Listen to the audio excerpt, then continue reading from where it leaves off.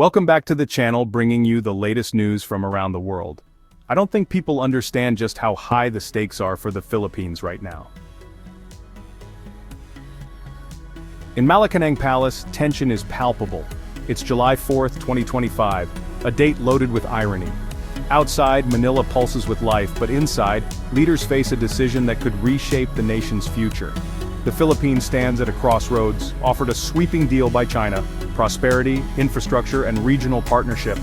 But the offer comes with strings: dependency, sovereignty at risk, and the unraveling of old alliances. Years of tension in the West Philippine Sea have led to this moment. Filipino fishermen, Chinese patrols, and diplomatic deadlock set the stage. Now Beijing's proposal is almost irresistible: economic growth, modern infrastructure, and a break from Western constraints. Yet, accepting could mean surrendering hard-won rights and alienating the US and Southeast Asian neighbors. The stakes are enormous. The world watches as Manila weighs a leap into the unknown. This decision will ripple across the Indo-Pacific, testing China's power to sway a US ally. For the Philippines, it's a high-stakes gamble, betting on a new partner, hoping for prosperity, but risking everything. The dragon's embrace is warm, but its grip is strong. The ink is nearly dry. The consequences will be historic. Manila's choice is not just about today, it's about the nation's place in the world for generations. The world holds its breath. The moment of truth has arrived. China's offer is a masterstroke: joint oil and gas exploration in the West Philippine Sea, with Manila getting the bigger share.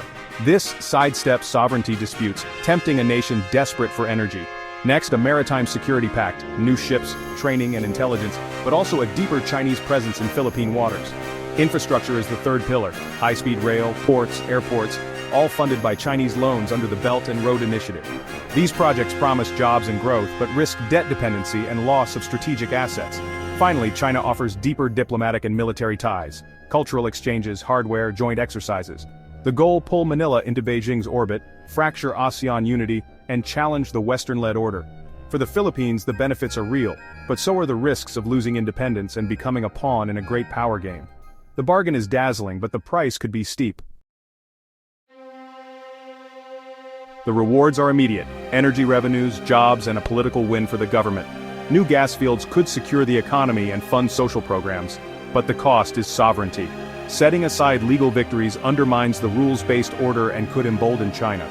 Joint ventures may leave the Philippines with little control, trading long-term independence for short-term gain.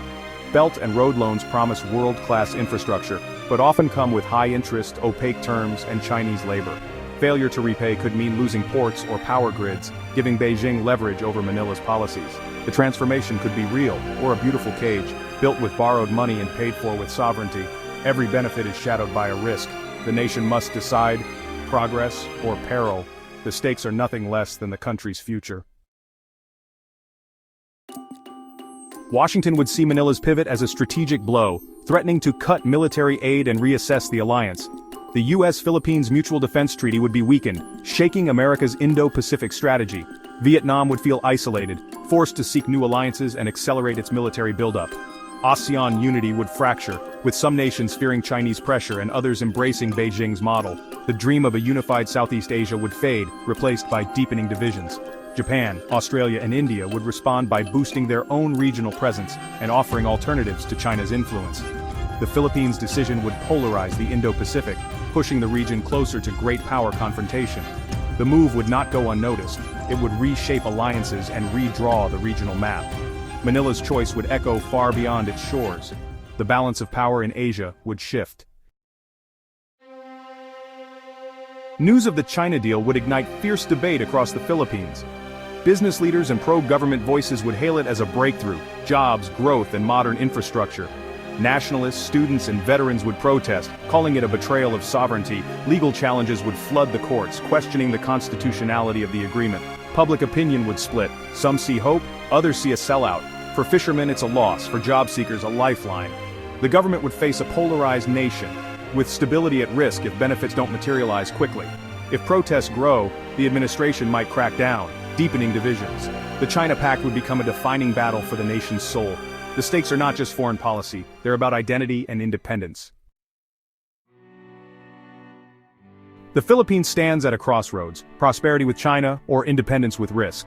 The Chinese path offers rapid development, but demands careful balancing to avoid debt and loss of control. Every gain comes with a hidden cost. Every step toward Beijing is a step away from old alliances. The challenge: engage China without surrendering sovereignty. Success means diversifying partnerships, strengthening institutions, and investing in self-reliance. The decision of 2025 will echo for decades, either as a story of wise navigation or a cautionary tale of lost independence. The nation must walk a tightrope, balancing progress with the duty to protect its freedom. The world is watching, the gamble is made. Now, the consequences begin.